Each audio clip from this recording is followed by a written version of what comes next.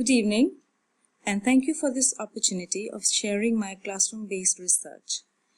One of the problems I face in my postgraduate class of ELT students is the inability to write essays and assignment responses in what we consider an academic way. The problems include an inability to show logical connections between ideas, compose sentences using appropriate structures and transitional signals, quote or summarize others' words, or even structure their writing into a clear beginning, middle, and end. My exploratory research project, therefore, is on helping learners improve their academic writing skills by identifying aspects that make their compositions unacademic and, through peer engagement, learn how to draft good academic texts. So my research focus has been on writing academic texts effectively, and the methodology that I have used would include class discussions, and we've had analysis of sample texts and a series of other activities that I will be talking about shortly. To explore the research questions, I discussed with my learners what I intended to study and then got their consent. They would identify phrases, clauses, and sentences in their own written samples, which we considered ungrammatical, stylistically inappropriate, or lacking in conceptual clarity. They would then try and develop a rubric where they would themselves decide what should be the components of good writing, and then use these to look at their own sample texts. Using Richard's suggestions in the week 2 webinar, I elicited from the learners what they understood, and then we moved on to developing a rubric. Then I got them to look at one text, a good academic text, and then identify from there samples of what they considered should be part of any good writing. Then in the next task, I got them to look at a series of academic articles from journals.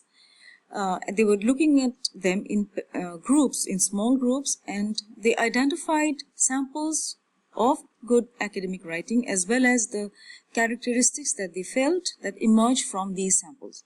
And together they put up a poster which they displayed, and from which they developed ideas on what they should include themselves when they wrote.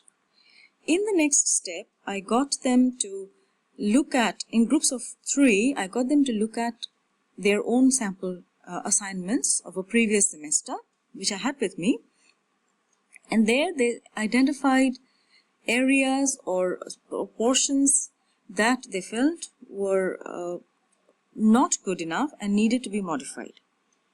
Then they started by looking at ways in which these could be modified and improved through editing.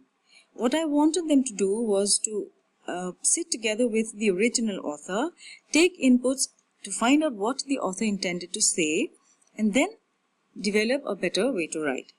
Now, while doing this, I have also been asking them to keep their journal copies. They write a journal entry every time and record whatever their perceptions were, the challenges they faced, and the development that they felt was happening.